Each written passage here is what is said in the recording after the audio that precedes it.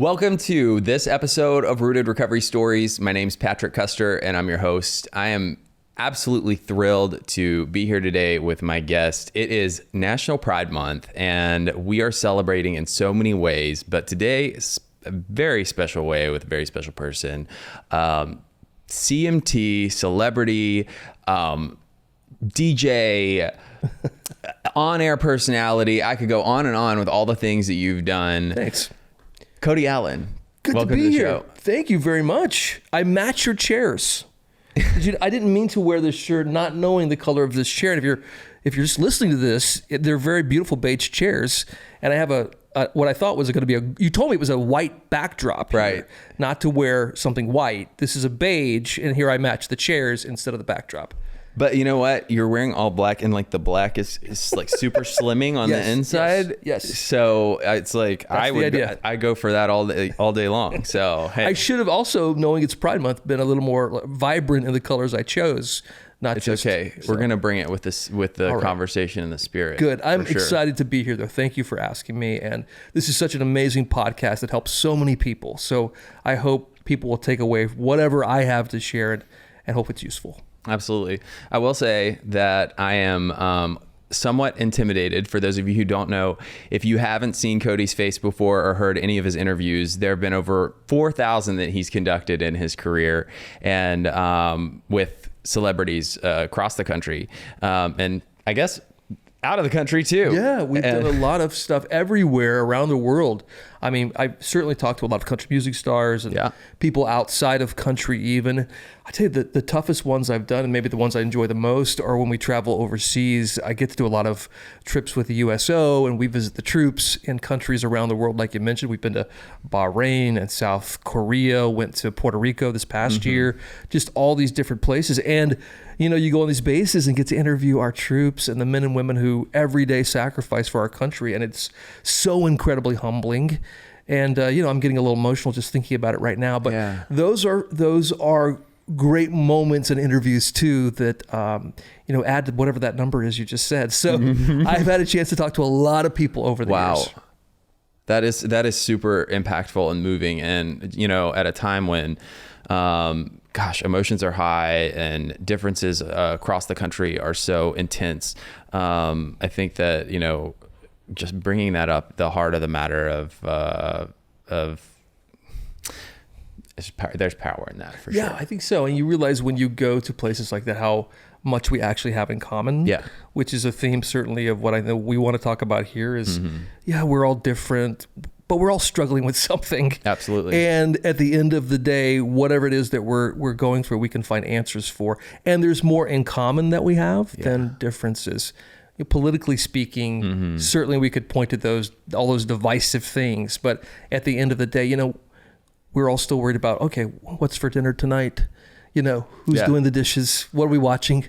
The same questions kind of cross our minds in relationships, and the same issues for, people like me and families and, people overseas, the military troops, and even the country music stars. There's so much we have actually in common. Yeah. That's absolutely right. Well, speaking about what's going on in people's lives, this is a big week in country music coming up. And so what do you have on the table for it's CMA Fest week here, which is a huge week. Usually we've had the CMT Music Awards traditionally on this week. Those moved to April last year. And so this week is actually a good week for me. I'm able to breathe, unlike years past. I am, speaking of being intimidated, talking to Reba on Friday. Oh, wow. That'll be a CMA close-up they do in this auditorium. It'll be thousands of people, and then 2 chairs like this, except in that chair that you're sitting in, Patrick, will be Reba. Oh my gosh. Across from me. Reba, ladies and gentlemen. So I've got to figure out exactly what I'm going to say, and I'm going to try not to throw up at any point during the interview, because I'm it's nerve-wracking, even though I know Reba. We've talked a few times. There is still an intimidation and an anxiousness that follows someone who is such an icon like her. So I'm taking all day Thursday to study up for that, so I'm ready on Friday. That's awesome. It makes me feel better too that you get nervous still after all of this. Oh yes, absolutely. I think if you're not getting nervous with whatever it is that you are doing and wanting to play at your best possible game, if there's not a little bit of that anxiousness, maybe you're not doing it quite right. I think humility is a very good thing when it comes to doing what we do, because you want to have sort of the right attitude going into a conversation. Do you feel like that is something that was a learned trait for you, or did you start out your career like a little bit differently? I think I had to learn it. I don't think I was very good as an interviewer in the beginning. Yeah. In fact, when I first came to CMT and I realized, like, for 7 nights a week on the radio, you'll have a different guest every night. Before, most of my interviews were just with callers, who were the 10th caller and winning a prize, right? Right. So how are you doing today? Where are you from? Here's the prize you've won, this sort of thing when you're a DJ. When you realize that you're going to have a conversation every day with another star, I buckled down in the beginning of my time at CMT and figured out the best ways to do that, how to interview somebody and get that right. But I don't think I was very good at it in the beginning. It took, what do they say, 10,000 hours to get good at anything? Wow. It took me a lot of hours to sort of get the reps in to where I felt comfortable with just about anybody sitting across from me. Gosh, I'm thinking about some passions of mine. I've got a little work to do. I think it's a Malcolm Gladwell thing. He wrote so many of those great books from Outliers. In fact, I think the 10,000 hours thing comes from his book called Outliers. But it really is that theory that to get good at anything, it takes a lot of repetition. He gives the example, I think, of the Beatles playing in Liverpool in England, and how they would not be the Beatles did they not play in that nightclub 7 nights a week, getting 10,000 hours of practice. Right. So it really is about everybody, if you're wanting to be great at something, to learn how to do it at the highest level means you have to put in the repetition, put in the work. Ooh, I just got felt some parallel there from those of myself and our brothers and sisters in recovery. That there's just such a parallel theme that we see there of if you're having to work on anything when it comes to mental health, addiction, emotional well-being, physical health, that still applies, and not just a professional passion. I mean, we got to put in the work if we want to maintain and stay healthy. So, you talk about your career and I hear this, it's leading straight into your lovely book that we've got right here. Here's the Thing. And I love the way it's spelled. It's spelled that way on purpose, obviously. I really, really enjoyed, listening to I'm an audiobook person, so I listened to it and it was really great. Thank you. Fortunately, not every author who reads their own book should be reading their own book, but you've got the voice for it. So it was I quite enjoyed it, and I learned a lot, especially doing what I do for this show. I took a lot away. Good. I'm glad it was helpful. I'm hoping to implement more and make you proud, especially in this interview, on my listening skills.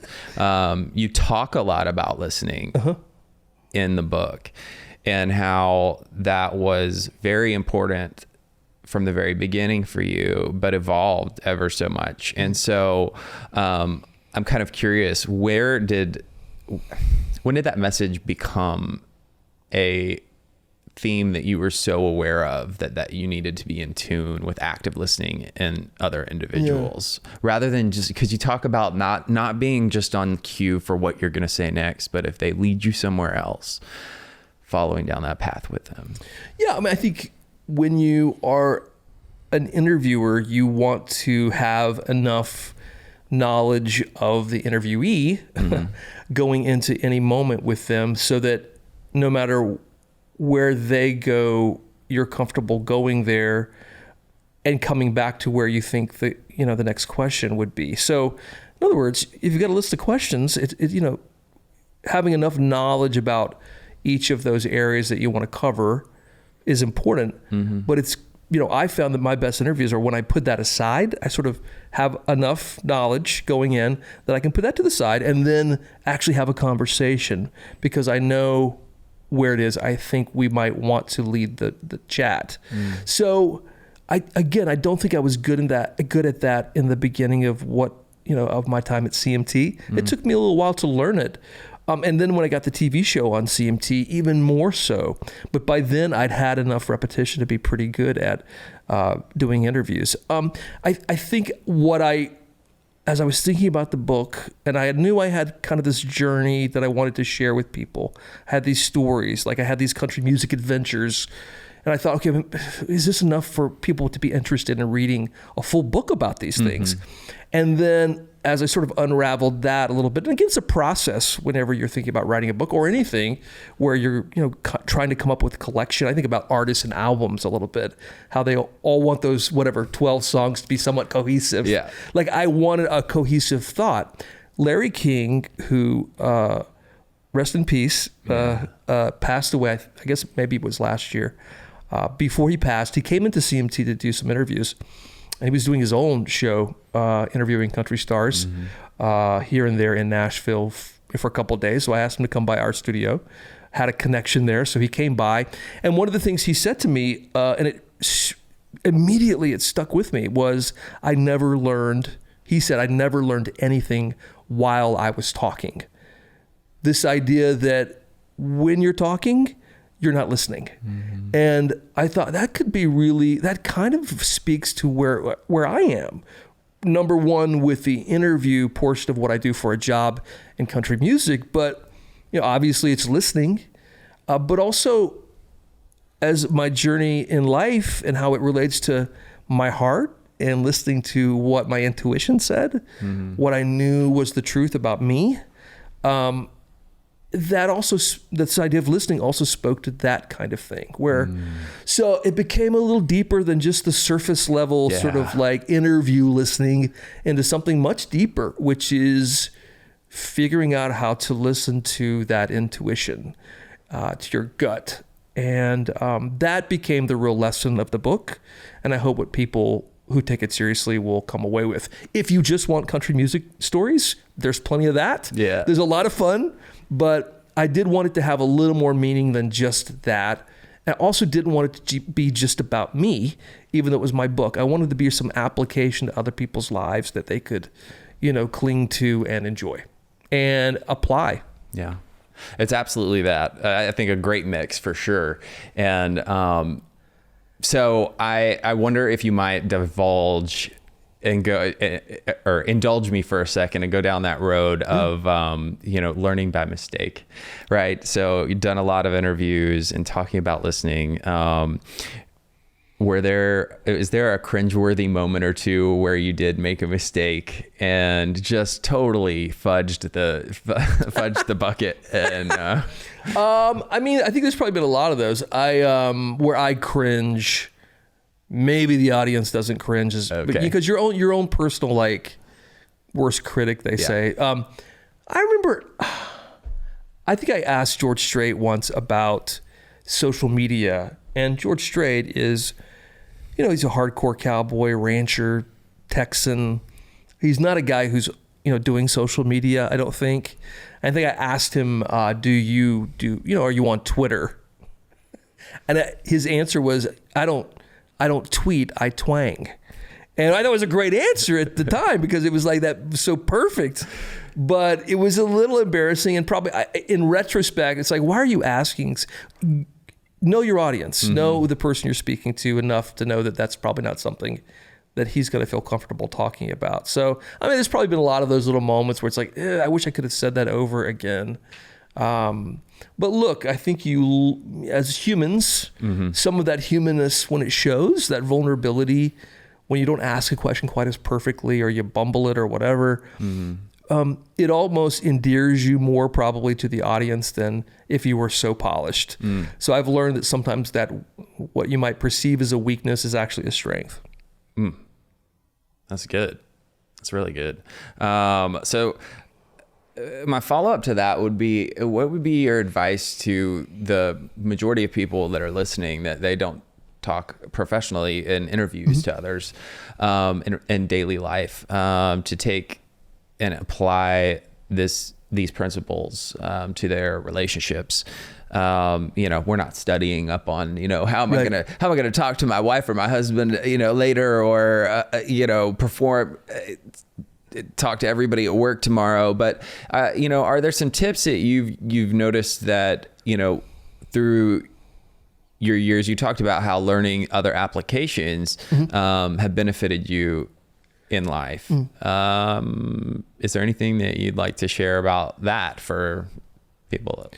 Yeah, I mean, I think we could all take a step back sometimes because we live in this crazy, noisy world. There's just so much chaos all around us.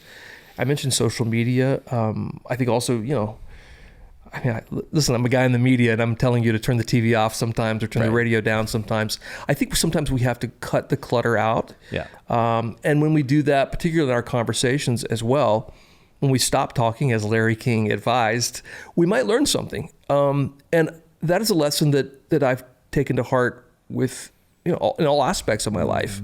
Just trying to not be the loudest voice in the room. And that may sound kind of ironic, coming again from a guy like me who makes his living with his voice. Yeah. But I do think the more often I do that, and if we were to all do that, we might be able to pick up on signs and understandings and sort of thoughts that we didn't think of that we could learn from.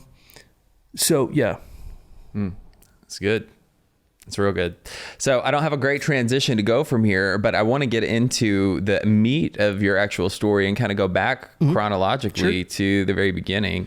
We're all about, telling people's stories here, and you've helped so many other people tell theirs. Today, we're going to tell yours. And I really want to encourage, even though you're tuning in today, you're going to get to hear a lot about Cody, but I would also encourage you to get the audiobook or get the hard copy or soft copy, whatever copy you can get, because it's really good.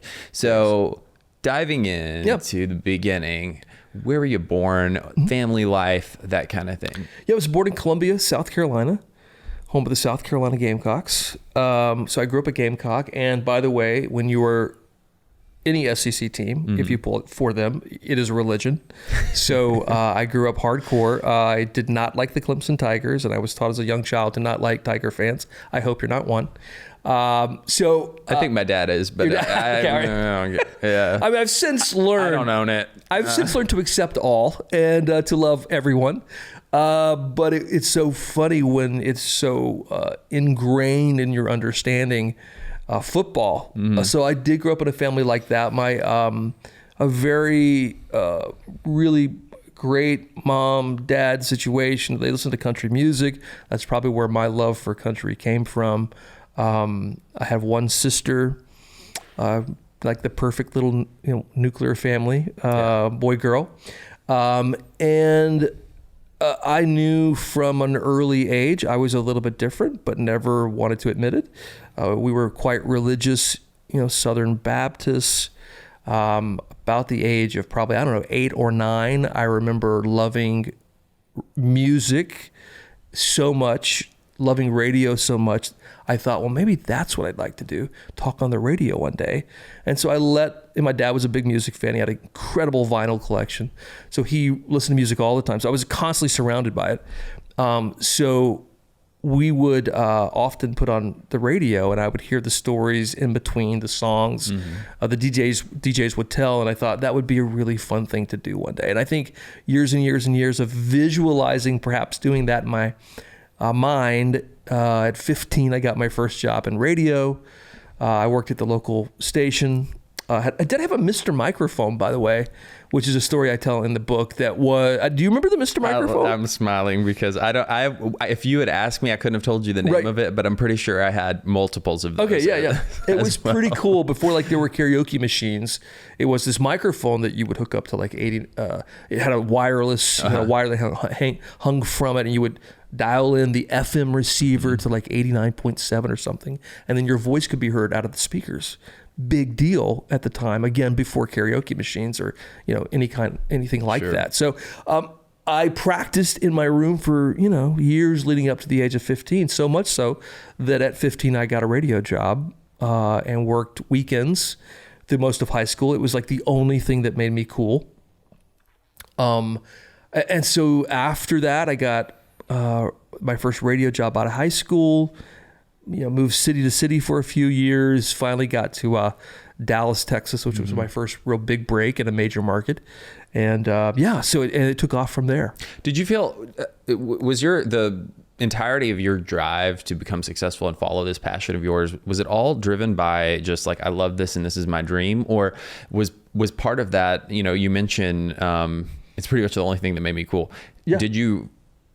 Was there part of that you felt like, this is what brings me value in the world, I've got to follow this because of that? Yeah, I don't think it was any of that. I think it was real passion. Yeah. I loved it.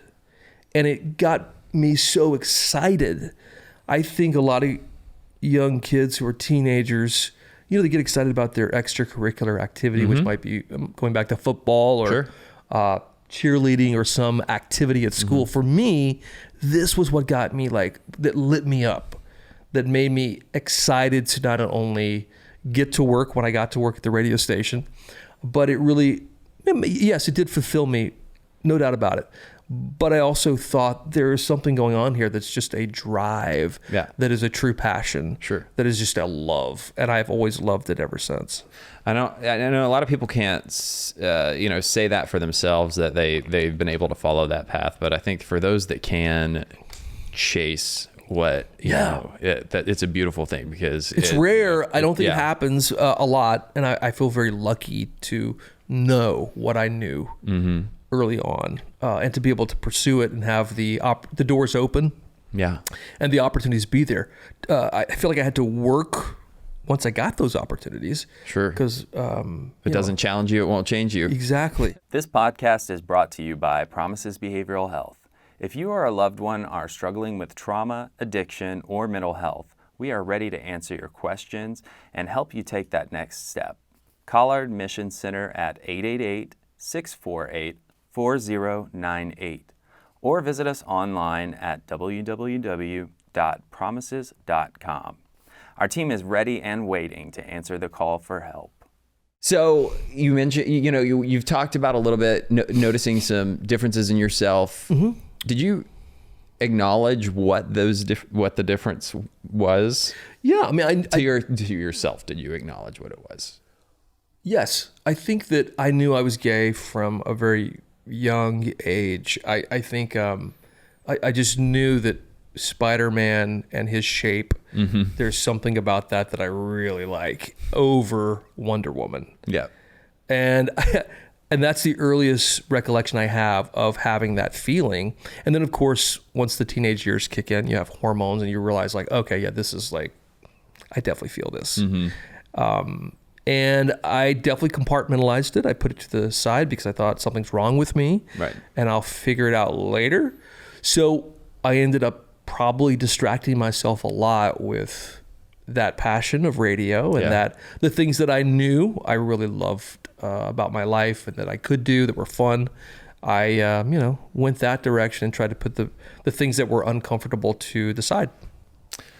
I think it's interesting that you say that, you put it on the shelf. It's a term we use a lot in therapeutic circles. It's not saying that was a traumatic thing for you necessarily. It is for a lot of people. But shelving things is a trauma survival technique, and we do it subconsciously, consciously. Is that right?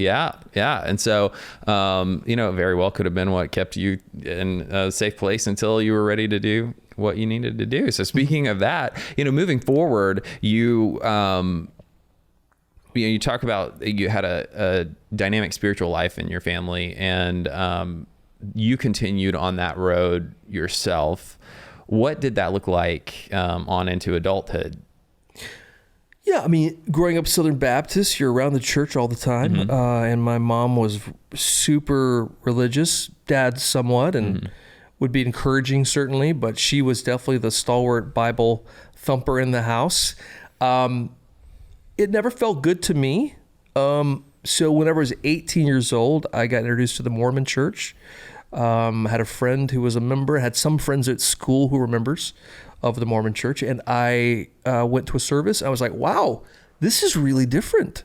This feels good to me. And I pursued that pathway.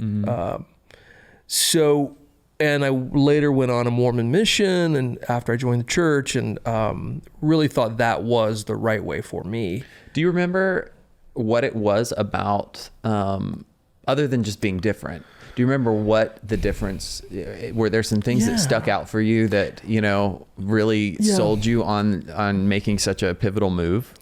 I liked the way it felt there. And that's this, for everyone's a little bit different, probably how something feels when you're in the room, right? I remember there wasn't a preacher like I was used to in the Baptist church that would stand at a pulpit every week for 20 minutes and tell you what you needed to do. With all due respect to the people who do that, and sometimes with a little vitriol in their voice, with some loudness, the Mormons weren't like that. It was a very quiet service. It was like a peaceful time. Yes, there were speakers, but there wasn't yelling. And for some reason, it just felt better. Maybe it spoke a little better to where my spirit was at the time. I was searching for answers also, like trying to figure out my own place in the world. And, I knew I had this baggage that I had to figure out at some point. Yeah. But I wasn't going to worry about that for a while. And I thought, well, maybe the answers are here. Yeah. It sure feels good. The people are really nice. And I kind of believe that some of this doctrine might be for me too. It's all about the family and all about perfection and figuring that out in time. And to me, those were all exciting and interesting themes, and I sort of fed on that. Yeah. So you joined the Mormon church, you go on a mission, it kind of changed. I mean, I've heard you talk about how it really changed it sounds like it changed your life in positive ways during that period. I think so. Yeah, very much. And so what would you say that, did it change your trajectory in any specific path? Or I don't know. It's funny to think if I had not gone that way, would I have come out sooner? Would I have figured my sexuality out sooner? I don't know. It certainly made me of the mindset, let's have a life with a family, because it's such a central theme of what the Mormons believe, and because I was part of that belief system. I knew that I needed to get married to a woman and to have children and have this family life. And honestly, that's what I wanted also. I mean, even if you are gay, there are often times where you feel like that's what I want. Yeah. We all know couples, gay couples who are amazing parents to their children. It's also what they want. They want family as well. So I think in a very real way, it probably made me want that even more strongly, and want to settle down and figure that part out. Yeah, yeah. So, moving, kind of sliding through these years, there was you're working your time in, and you meet your wife, and who I think it's really neat how you describe her. And I would love for you to introduce who she is and who she still is to you today. Yeah. Teresa is amazing. I met her in Texas, and we hit it off right away. There was a nice chemistry and camaraderie and just a friendship that led to a relationship. And even today, years after divorce and separation, and our my finding my person, she finding hers, we're still the best of friends. And I feel so incredibly grateful and blessed that she came into my life, because I don't know that it would have worked out with anyone else the way it did, except with her. And, when you meet her, you realize why it took me so long to break up with her, because she's just that kind of person. She's incredibly loving and kind. And even when we broke up, it was years after I told her I was gay. We tried to work through that together, figure it out. As you read in the book, there are a lot of that. There's a process we had to go through. I talk about it being sort of an evolution, not a revolution. It didn't happen overnight. It happened in time, and we started figuring out how to deal with it, because it was obviously an issue that was in the way of us being a married couple. So some trauma involved there for her and for me, but we figured it out together, I'm happy to say. Well, it sounds like there was one of the things that kept you all intact, and especially with kids involved as well, is that integrity was maintained, and respect. And I think that I really like that theme, because no matter what, as we grow as humans, people find out things, a lot of us carry trauma that we don't even know we have, the generational stuff that we, came from our parents, from whatever. And hopefully as we're growing through life and we uncover, we heal, we do better, we uncover things, we learn more about ourselves. It might not be that our sexuality isn't what we always thought, but, it might be smaller things. And the fact of the matter is, when we treat those we love most, especially with the integrity that they're due, I think it opens the door for us to have respect, and lengthen the time that the relationship can stay, transform, right? Like, as we transform, the relationship's going to transform. And that's a really, just a beautiful story, I think, because, not a lot of people have stories like that. We're in a town in the Bible Belt where now I'm seeing more and more people that are 40 plus, that have been married, that are feeling safe enough to, come out and live their truth and tell their spouse, and do what you did, but haven't necessarily had the same experience. And, it's everybody's on their own path. Not, nobody's owed a certain, whatever. And I think it comes down to love. I mean, at the end of the day, it's a word we use so often, but the depth of that word means so many things. Obviously, on the surface level, it's probably the strongest of all human emotions, to love someone. Yeah. But to love someone unconditionally, even when it's uncomfortable, even when the circumstances aren't what you thought they were going to be, I think that's true love. That is it's love to the 10th power. It's the love 2.0 kind of version that is so deep and so wonderful when you have that, be it from a spouse or from a parent. Right. Anyone who could say, putting all that aside, I still love you. I think I learned that lesson so many times in my life from my own parents, through my experiences on a mission. Just, learning to love yourself, even to some That's degree. What I was going to get to. Yeah. For somebody who has spent his life listening so much to other people. Yep. Going back to that thing we were talking about earlier, that, there's a deeper meaning of when you finally got to listening to yourself and finding out more of what that was. And so how did that kind of play out for you in identifying and exploring that transition of alignment, right? It didn't happen overnight. What was the... Yeah, it was a evolution for me, just to sort of peel back the layers of the onion to get sort of to the core of like who I was.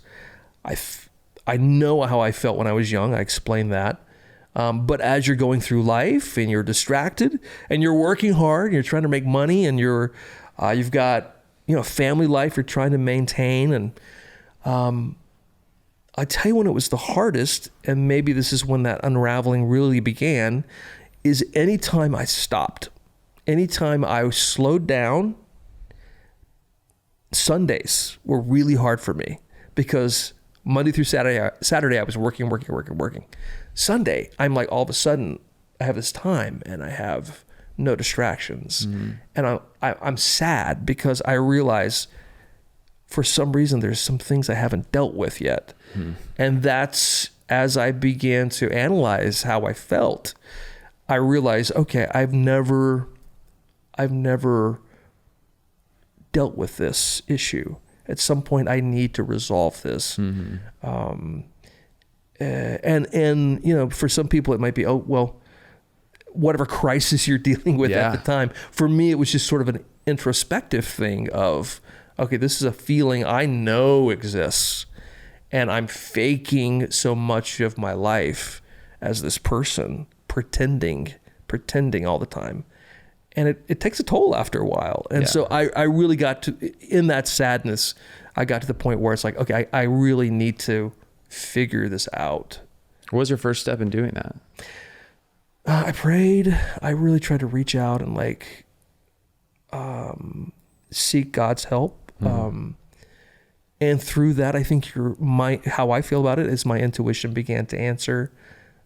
You need to tell Teresa. Mm-hmm.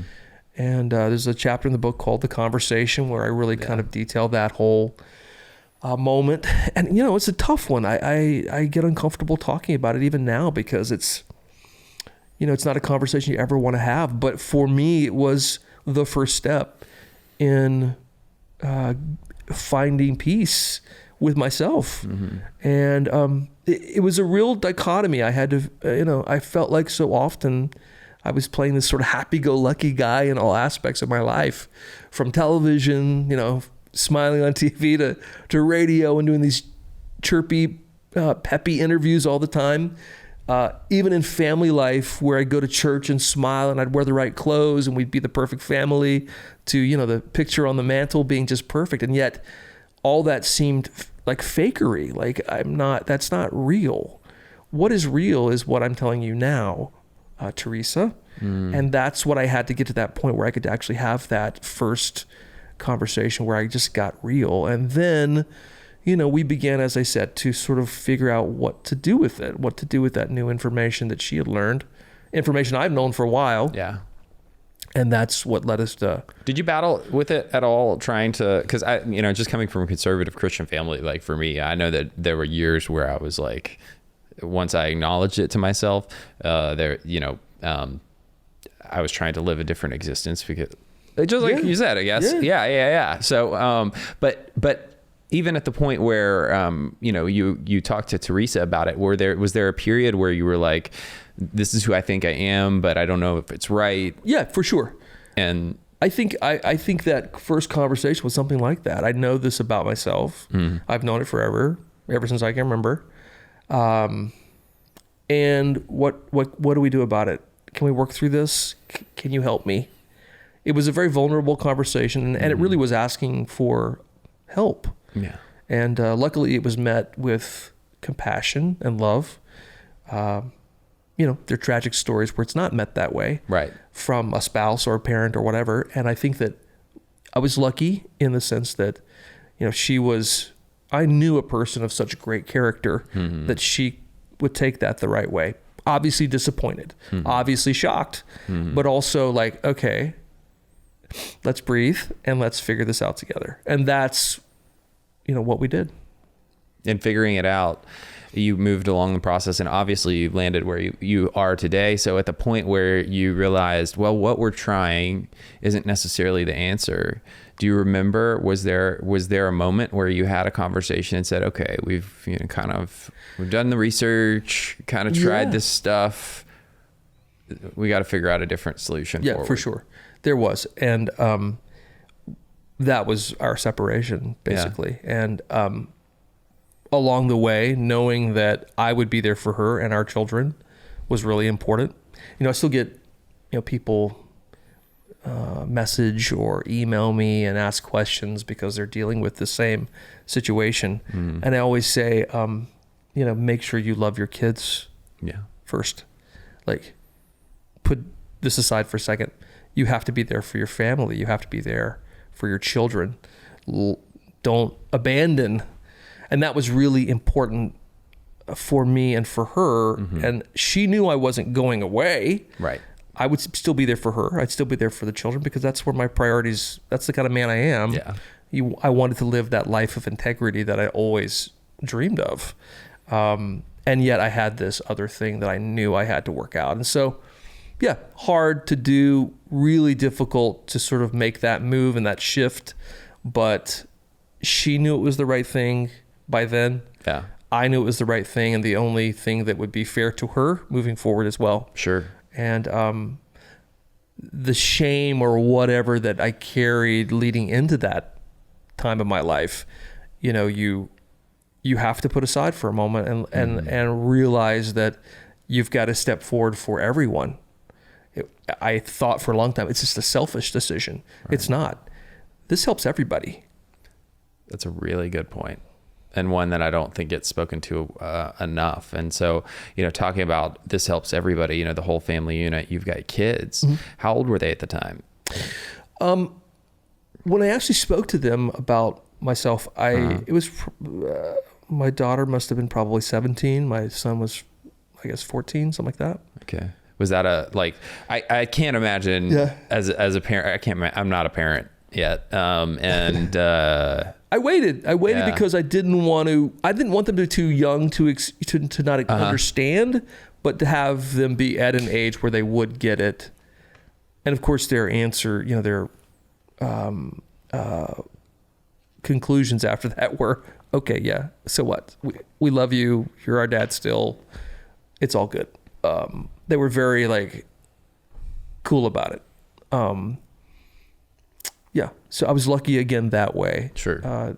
Maybe it doesn't happen, and so many people on their journey, it won't happen the same way. Yeah, I'm hoping the generations, especially the younger generations right now, we're seeing so much progress with, it's not a thing for them.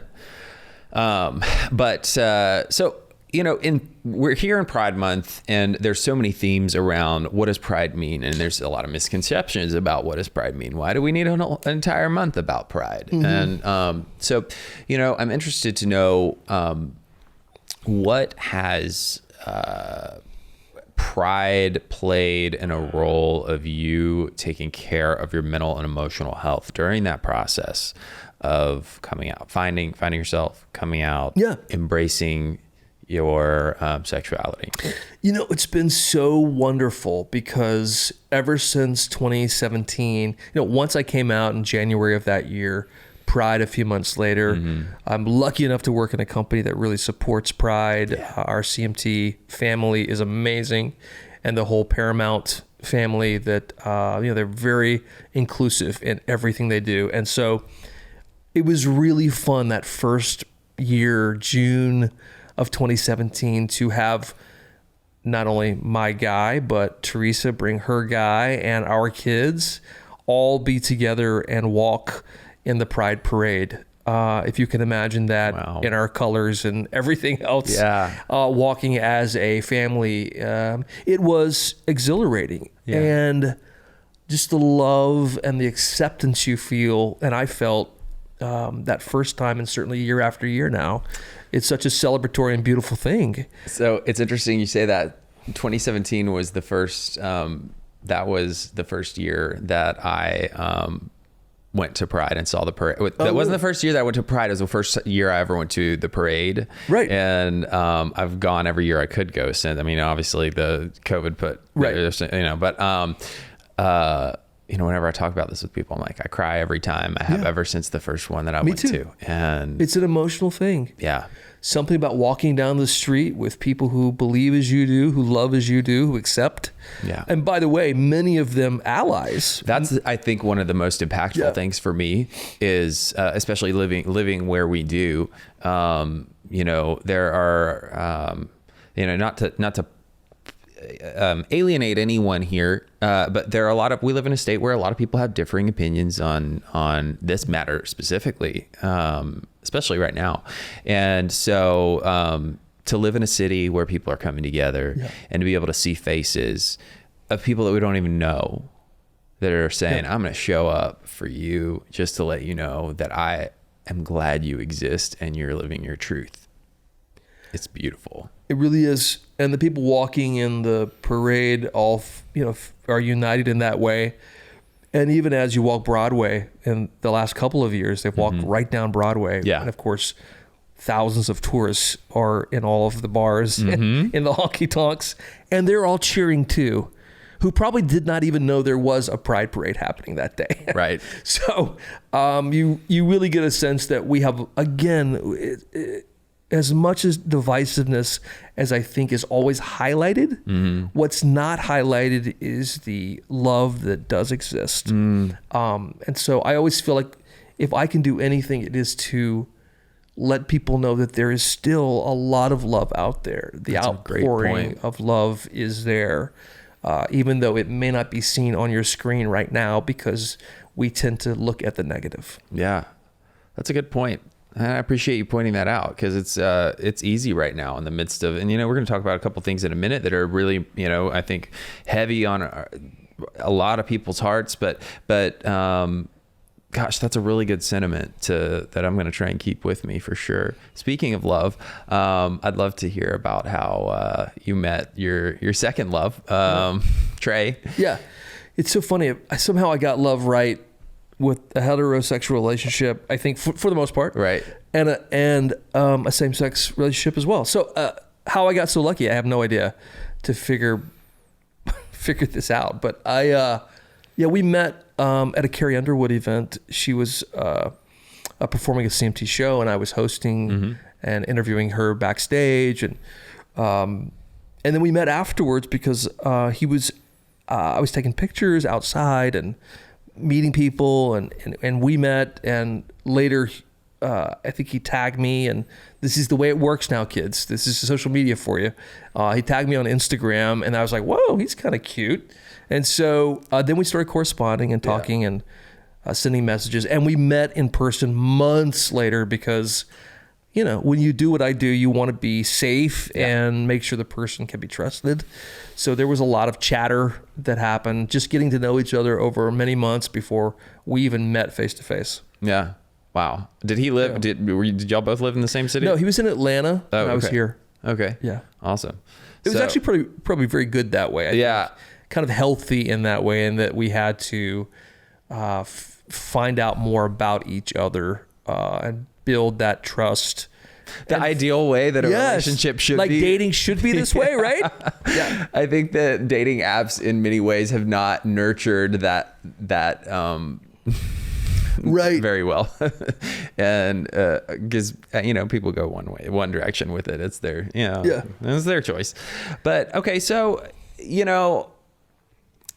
today we pre-record all these episodes. Today the HRC comes out with a national statement talking about that they're declaring a state of emergency for LGBTQIA plus members in our country because of all of the harmful legislation and things that have come out recently in states across the country. It's unprecedented. And I know, for example, that the United States Supreme Court is poised to make a decision on whether or not businesses can deny service to people based on their being gay or not, and how they represent. And so, being gay myself, that is, obviously something that I'm concerned about. I'm curious what your take is on how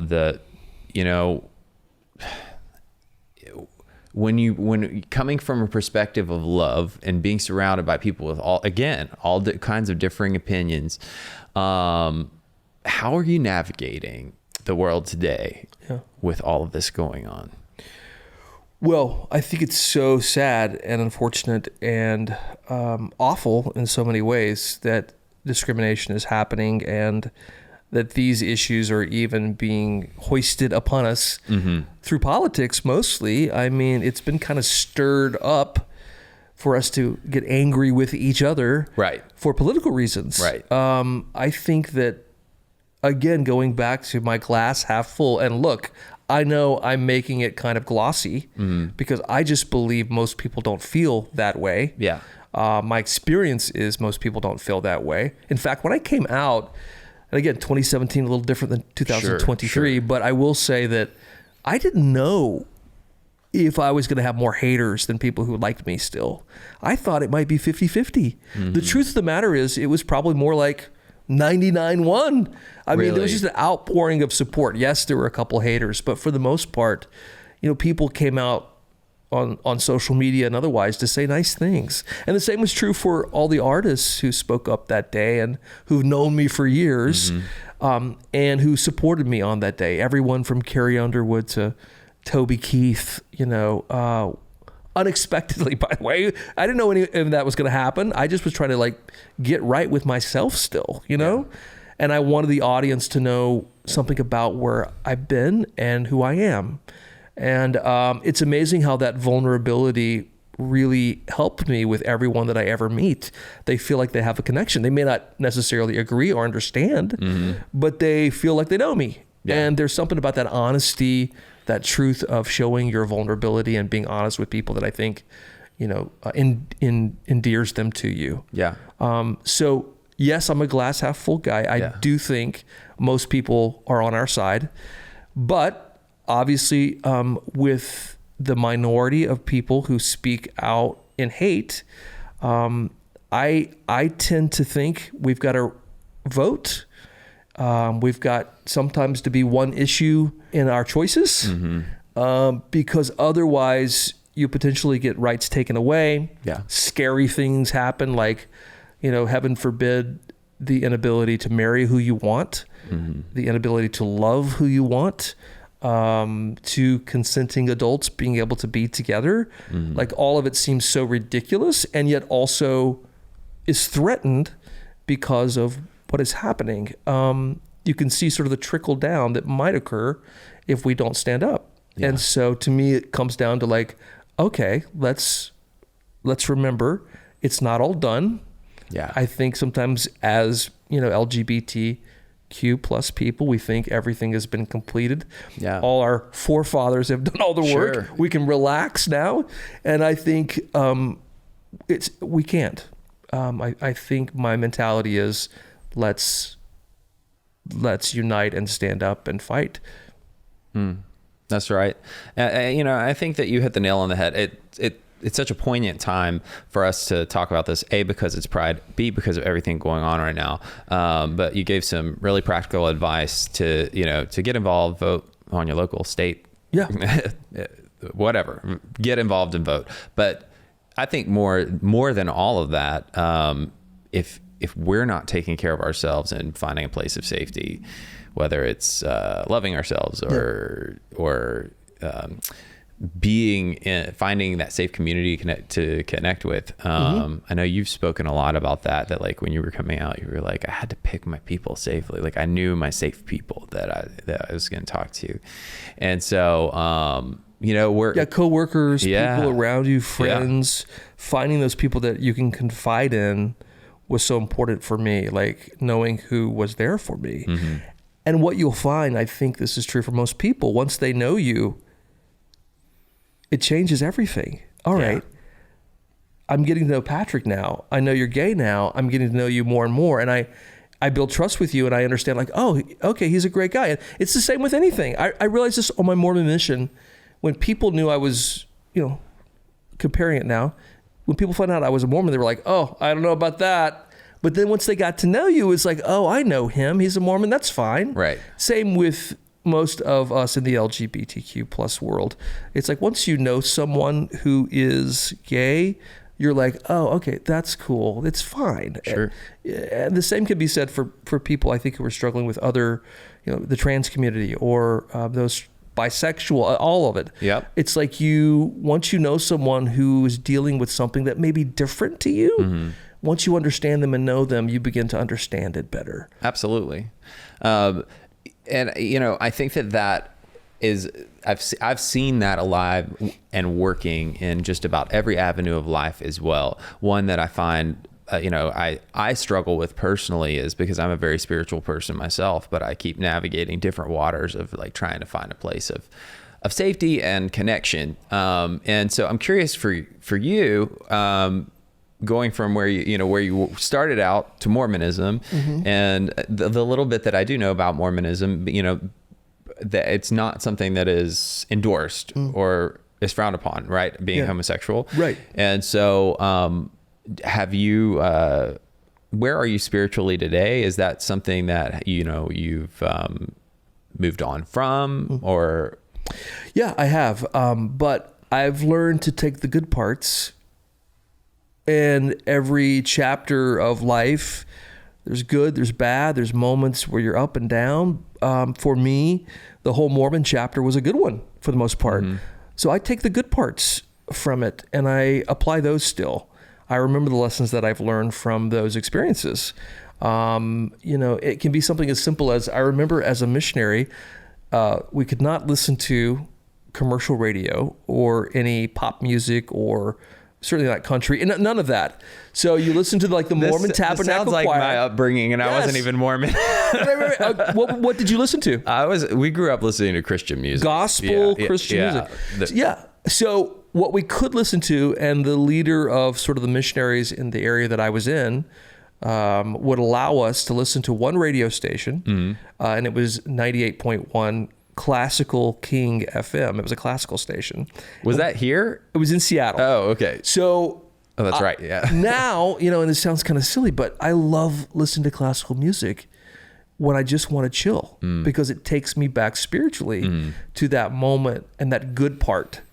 So to me, learning to take the good from whatever might have been a traumatic experience, might have been a tough experience, might not be who you are now, but the good parts along the way, I've learned to take and savor. And so applying that to my spirituality as well, I don't necessarily know that I believe that God is one bearded guy on a cloud with harps as I once did. I believe he, she, they are much bigger than that. I feel good about the spirit in my heart and the connection I have with a higher power as I did before when I was Southern Baptist or when I was Mormon. Yeah. I still feel that, and maybe more so because I think I'm more tuned in. I hear people better. I am more empathetic and loving. I'm probably just a better Christian, or Christ-like person than I've ever been, and that's come from the truth and honesty and integrity and trying to live that every day, those values.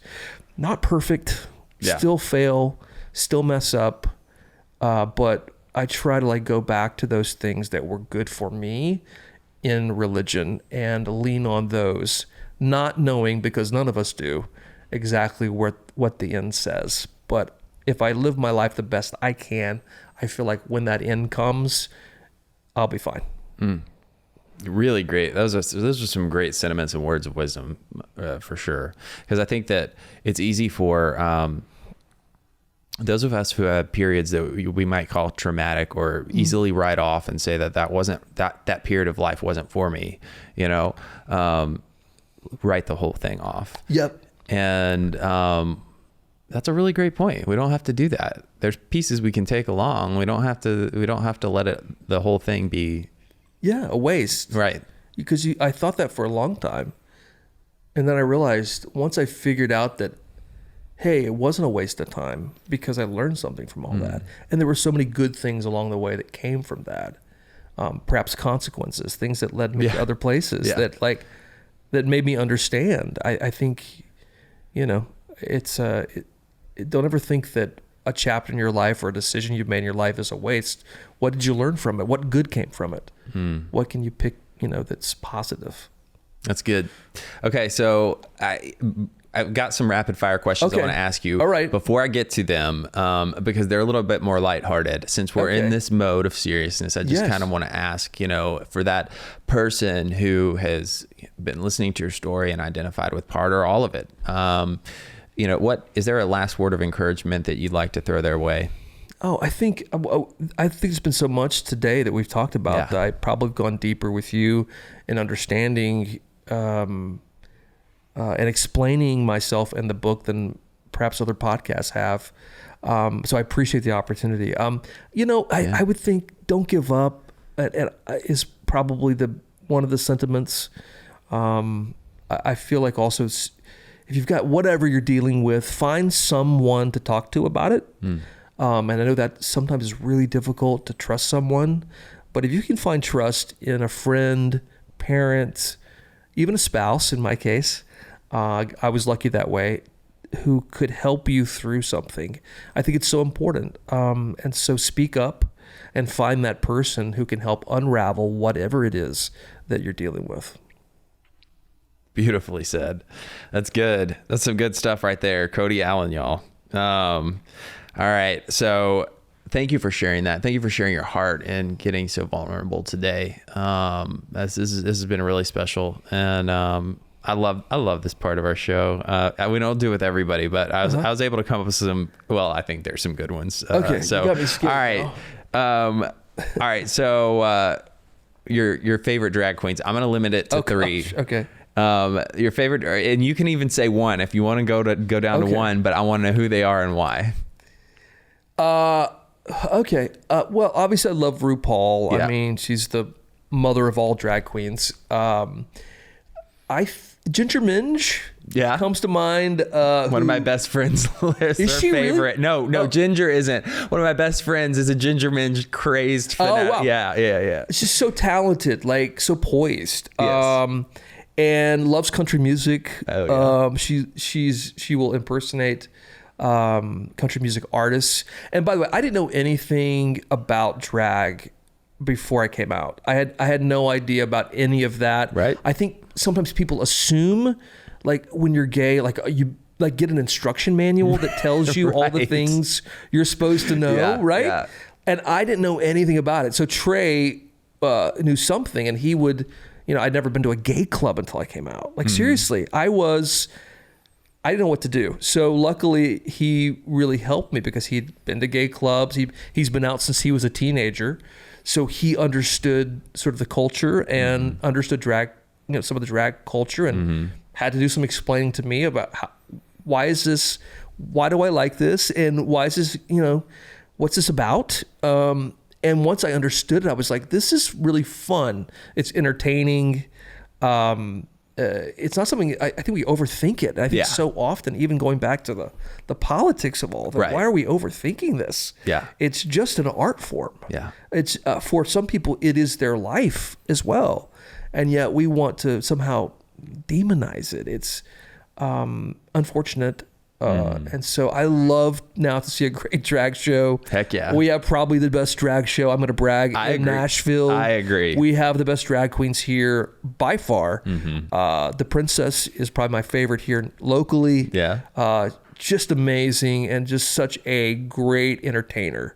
I actually do a lot of stuff on stage, never drag, but I've learned a lot by just being a little more poised in those moments from those drag queens who just go out there on a stage and own it. And so, I picked up a few tips on like, I'm going to go out here and just own it. I'm going to own the moment I have been given and do my best to say the right things. In their case, dance and do the moves the right way. I mean, it's an amazing talent they have. It is.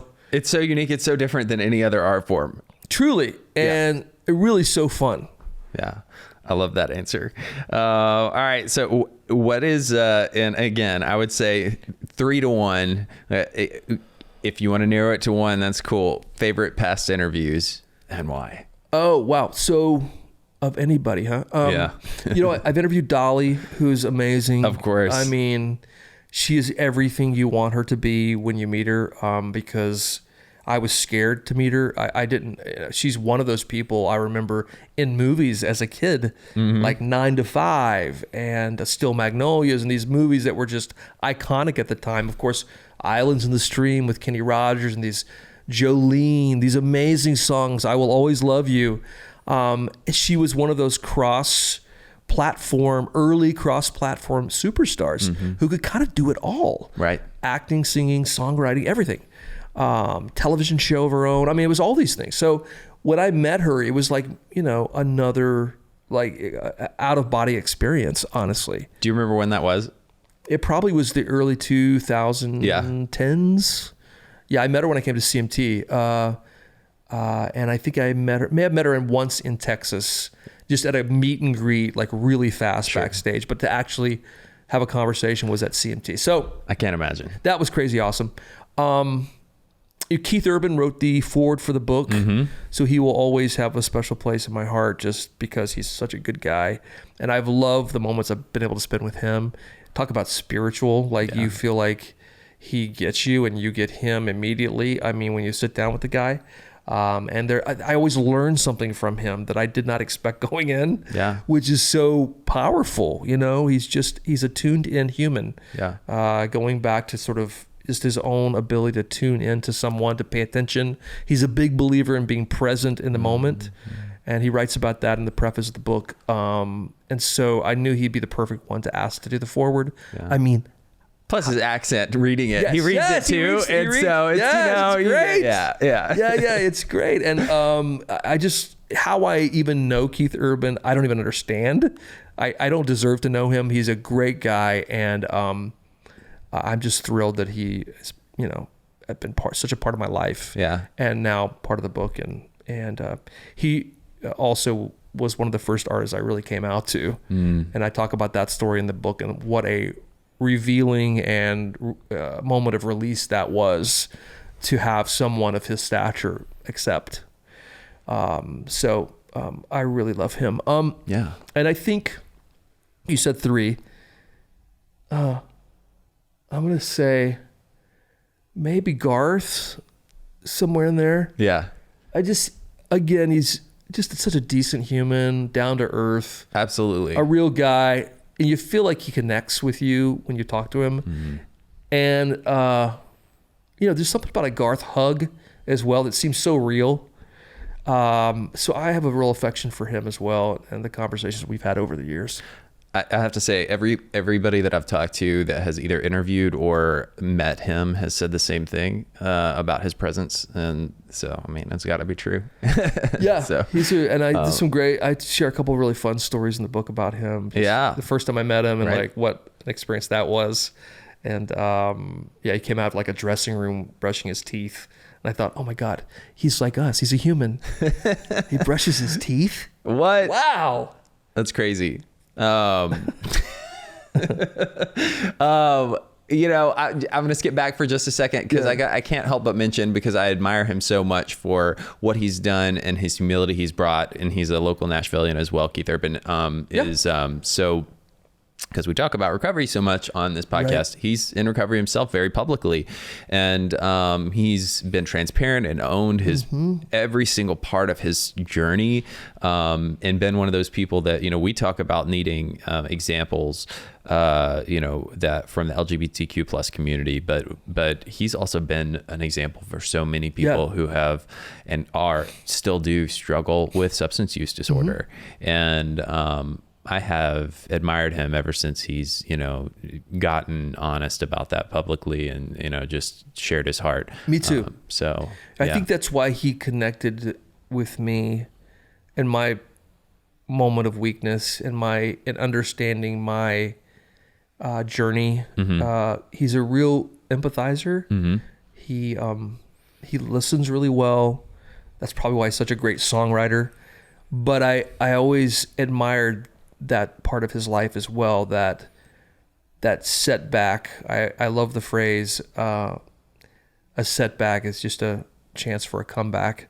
Oh yeah. And I thought he really epitomizes that in that journey of his.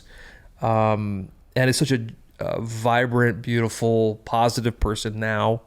And in sharing any of that, it's always it just lifts you up, because you realize that you can, you know, no matter what it is, you can overcome. Sure. Yeah. Absolutely. All right. Last question. What is the most meaningful way you like to show up for your close circle, your people in your life, your friends? People that I know, who I love, and I love to feed them. I love to cook and have people over for a meal. That to me is really fun. If I can feed people, it probably goes back to my mother. Yeah. And like whatever Southern roots are still, you know, within me that say you take care of people, you nurture them and love them and show them you love them by food. And so I love to do that. I hope in some ways I'm a good listener to people who have something they want to share, even now as friends. Yeah. I always felt like I would see the person in the room who wasn't speaking to anybody else, and I would find them and go talk to them as a kid. I don't know what that was, just a empathy, you know. Yeah. I sometimes was that kid myself. So knowing that, I do seek that out now. And I always think if someone's got, you know, and my friends have something they want to share, I think there's a trust and a understanding that you'll be there for me. And that, I hope, is how I give back to friends also. I believe you do. Having known you just the little bit that I've gotten to so far, I believe that's definitely true. And, for the, thousands or millions, I don't even know how many people are connected to you through the media, but it's a lot. Especially the platform that you've been able to speak to since coming out. I kind of want to close on mentioning that you received the honor of the Human Rights Campaign's Visibility Award. And I can't think of, I think of all the awards that somebody could win. Sure. But to be recognized for that is just huge in our world, and worthy of congratulations and of mentioning, because thank you. For that young person, that older person, that whoever person, that you are, a living example in our country, in our state, in country music, that it's okay how you are. It's okay not to be okay. It's okay to be gay. All the things. Right. And so, you hope you made a difference. And I know in receiving that award specifically, it hopefully is a reflection of the time you've spent in sharing your journey, enough so that maybe if there is a kid on a dirt road somewhere who doesn't understand themselves yet, might look to you to see that you can be different and be okay. And I hope that's the takeaway from any of that. Absolutely. Like you said, okay and always. No, that was a real beautiful honor, and I cherish every day walking up my stairs, because I've got it sitting right. It's one of the few awards I actually have out, because it's personal, know, and I want it in my house because it's a personal thing. I can absolutely see why.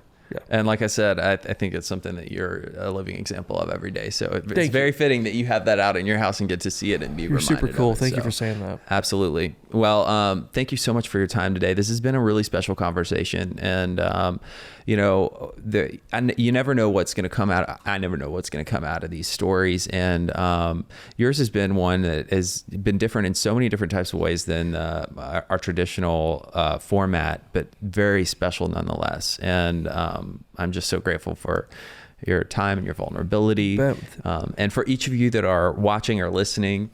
And I just want to remind all of you in closing, the way that I always do, in saying that it's never, ever too late to start loving yourself, and you're only ever one decision away from a completely different life. Thanks. This podcast is brought to you by Promises Behavioral Health. If you or a loved one are struggling with trauma, addiction, or mental health, we are ready to answer your questions and help you take that next step. Call our admissions center at 888-648-4098 or visit us online at www.promises.com. Our team is ready and waiting to answer the call for help.